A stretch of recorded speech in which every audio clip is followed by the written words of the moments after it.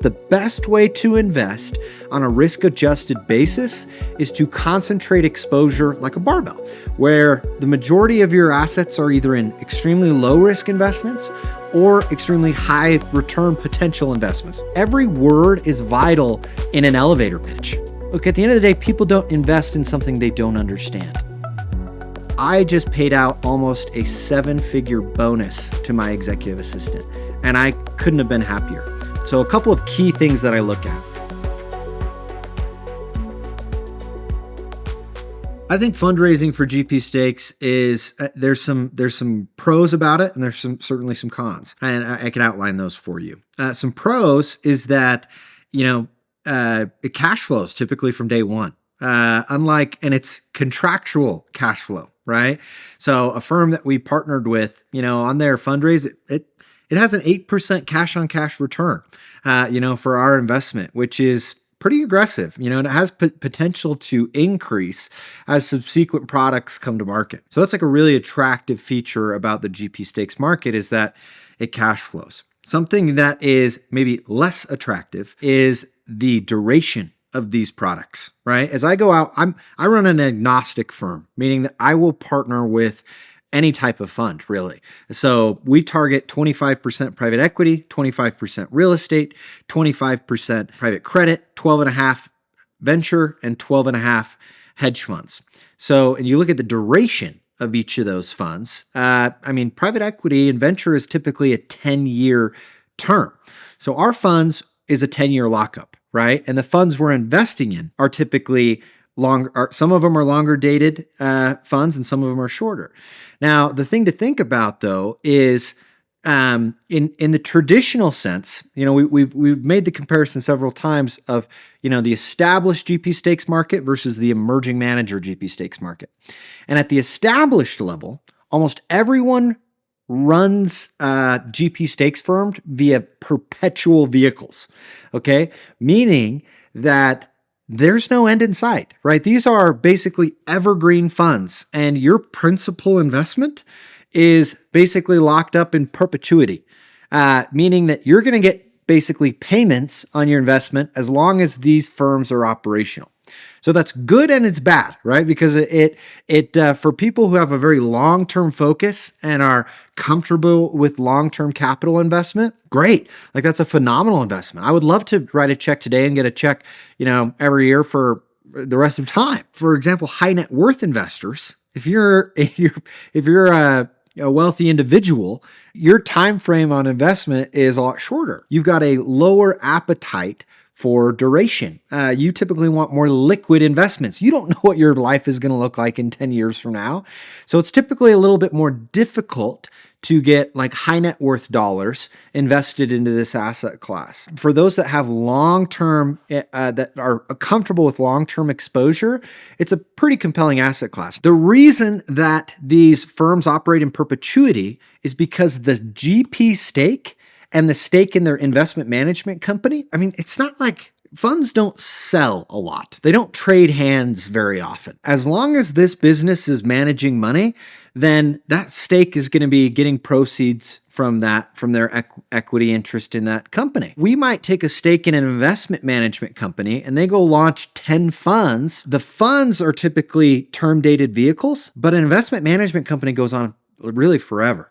So at the end of it doesn't make sense to sell the GP stake 10 years down the road, right? It doesn't. Like, at the more mature market, that's why they just say, hey, look, let's just ride it. Let's just ride this investment off into the sunset. And as long as this firm is managing money, we're going to be receiving coupons or payments from our stake in that business. All right. So that's why industry is perpetual. Now, for us at the emerging manager level, we kind of did a hybrid where the majority of our capital is going into the fund's investment strategies. For an example, on most deals, let's write them $1 million check via GP commitment into their fund. If it's a 7-year term, we're going to get back that principal investment of $1 million plus whatever they generate. We also have a 7% stake in their management company. That 7% is going to ride in perpetuity, but it doesn't make sense for us to really sell it. So the way we structure our investment opportunities that it's a 10-year fund, but at the end of it, every investor can either be bought out or they can roll over their interest into a continuation vehicle, an evergreen continuation vehicle, meaning that, hey, look, we're just going to build that continuation fund is basically just going to house these interests of these funds that are lasting a really long time. So yeah, I'm going to be doing this business pretty much the rest of my life. Like it's a very long-term, play for some of these businesses. So back to the capital markets side, like that is typically a hurdle, right? If you're talking to high net worth investors and you say, yeah, it's a 10-year lockup plus kind of evergreen exposure thereafter, they're like, dang, that's kind of a hard pill to swallow for some high net worths. But for people that are really wealthy and have longer term legacy mindsets, it's a good investment. And in reality, we believe we can get principal back within 6 years. And so we still have a number of high net worth investors in our firm. It's not like it's all stopping. But look, it's a really compelling asset class. It really is. There's a balance of if you're familiar with Nassim Nicholas Taleb, he's one of my favorite financial authors. He has a book called Anti-Fragile. In the book, he talks about basically what he calls the barbell strategy in investing. He says the best way to invest on a risk-adjusted basis is to concentrate exposure like a barbell, where the majority of your assets are either in extremely low-risk investments or extremely high return potential investments, or higher risk investments, and that you should avoid the middle because typically on a risk-adjusted basis, they're just not worth it. We think that GP stakes are kind of the epitome of the barbell strategy because the management fee income is cyclical. It's contractual. It's low risk. It's gonna come in, right? That coupon. But the performance fee, yeah, it's a little more higher risk. It's that carry. It's more of a nugget that depends on performance, but there's also really high potential upside in that investment. So yeah, we think that GP stakes fundraising it's only growing. It's a trending curve up and to the right now, and we think it's going to continue that way.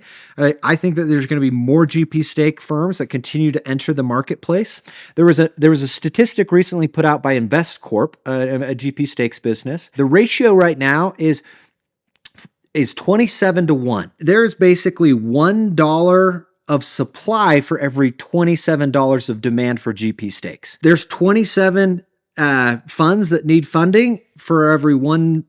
Like there's one investor that's going to write a check to one of those guys, right? So basically what I'm meaning is we need more capital in this industry.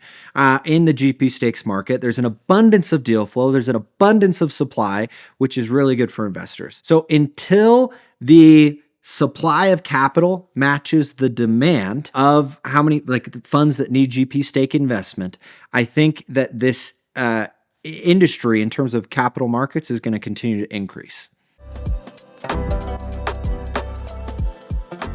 So when I underwrite emerging fund managers, there's kind of a formula I follow. I have this risk matrix, right, where I grade each emerging fund manager based on, how they perform against everyone else in the marketplace and my confidence in their various abilities. So a couple of key things that I look at. First and foremost is I underwrite people, right? Like when you're working with entrepreneurs, like it is imperative that you find good people that you want to work with. That we have this 10 p.m. phone call rule. Like if I get a call from this guy at 10 p.m., am I going to be pissed? Like, am I going to be like, I am mad that this guy is calling me? And if that's ever the answer, I do not want to work with these guys. Like this is a long-term relationship, right?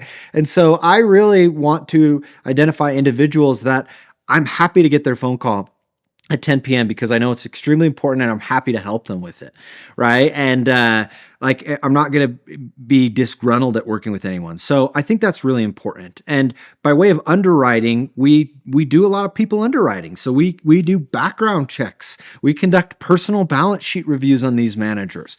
We do reference calls. I think that is probably the most important thing that anyone could do in terms of trying to understand potential business partners, potential investments, anything, right? Like it is crazy how much information you can glean from both professional and personal reference calls. I've had a ton of reference calls, but one in particular sticks out. There was this real estate fund we were underwriting, and I always require that they send us an investor. I always want to talk to some of their former investors that I've invested with them. And we were talking to this investor, and yeah, we went through the usual, how do you know them? What are the strengths? But then when we got to weaknesses, he was just like, I mean, this guy's invested with him for years now. And I basically said, hey, look, do you plan on investing with this guy again? He said, absolutely not. And I said, why? And he's like, he has continuously set expectations with me and not met those expectations. You know, I'm fine if you're going to tell me I'm going to get when can I expect my first distribution? And you tell me, oh yeah, like within 6 months, we'll da da da da da. And 2 years later, I finally see my first distribution. Basically just saying like, I just wanted candor from this investor, but I felt like I was getting just played along. I'm like, don't set unrealistic expectations with me. Don't try and sell me along. Just tell me how it is. And so he felt like there was a fundamental lack of transparency, with that GP. And really, like, that was all I needed to hear. We don't have to push for deals. We're fortunate enough that we can, if we find things like that, we're like, okay, yeah, we're done. Like I'm not really interested in working with this guy. If he is damaged, if you feel so like, there must have been a number of encounters. So, and he cited explicit examples, and that killed that deal on their end. So I think reference calls are extremely effective, and that everyone should do them if you're thinking about starting a new business, like do reference calls on your potential business partner. Because that's the way I look at it, right? Even though I'm acquiring a minority stake in these businesses, I'm now a minority business partner with these other GPs. And I want to make sure that I'm partnering with good people. 3 of the biggest weightings on that risk matrix are, first is the team, which we just talked about, right? Like, who are these guys as people? Who are they as managers? What is do they have long-term objectives here? Is their vision? Do they have broad equity buy-in, right? Like, I typically get worried if people are, this is a smaller piece of a bigger pie business. Typically, those that succeed in this business aren't doing it alone. And they understand that bringing on strong partners and giving carry to employees is massive by incentivizing everyone on their team. Typically, you don't have that big of teams in funds. Like, you can have a 15, 20 person team managing $1 billion. I know that's crazy, but you can. And I want to make sure that people have the mindset of broad equity buy-in, because almost all the successful shops out there have broad equity buy-in. Their executive assistant gets carry, right? Which is essentially, think of it like synthetic equity on the fund. Like, just because every individual has this long-term payout. I was interviewing another fund manager that was managing about $2 billion. And he's like, look, we pay our executive assistant like, it's a regular EA salary. And, we pay him, $60,000, $70,000 a year. But I just paid out almost a 7-figure bonus to my executive assistant, and I couldn't have been happier, right? Like, do you think that EA is going anywhere for the rest of their career? Like, absolutely not. Like, and so I think it's just I think it's a very important metric, is broad equity buy-in. But yeah, so look, the team, I underwrite their ability to fundraise. Again, when I was talking about the value of a GP stake, there are 2 primary ways that we make money, right? Via fund launch partners through our GP stakes fund, right? And it's based on manager execution, their ability to execute on their investment strategy. If they're going to go do value add real estate or purchase fintech companies or whatever, it's based on their ability to do what they say they're going to do. So manager execution.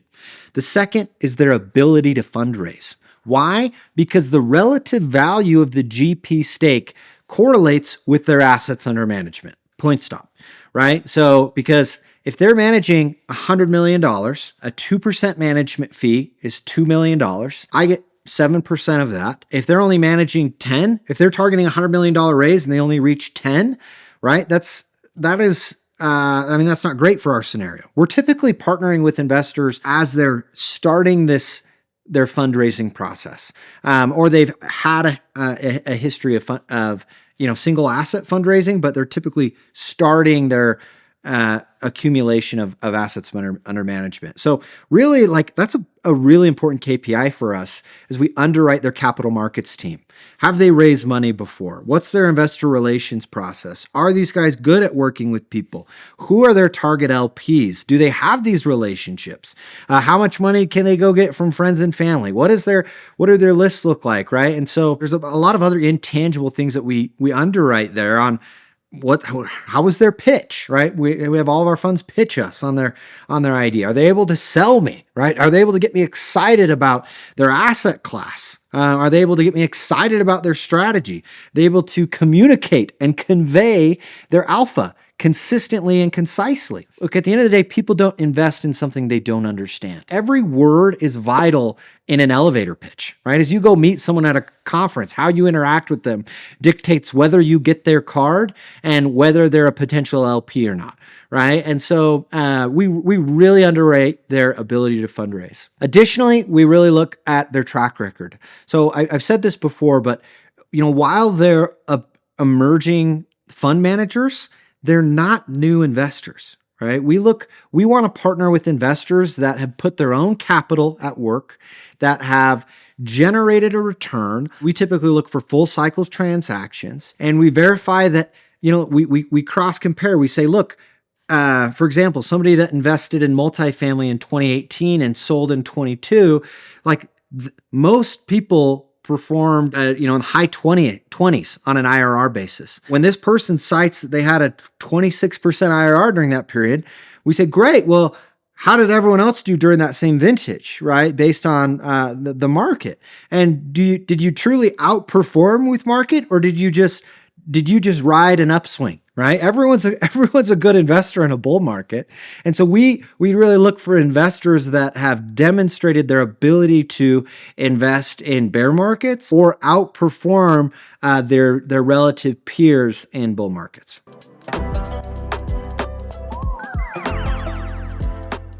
Synthetic equity is its interest in a business, right? So think of it like equity, except it's kind of phantom-like, meaning that it allows employees to participate in the economics of a business without actually owning any material voting rights in a business. If that employee is working for you and you have a big payout, then they get to participate in that.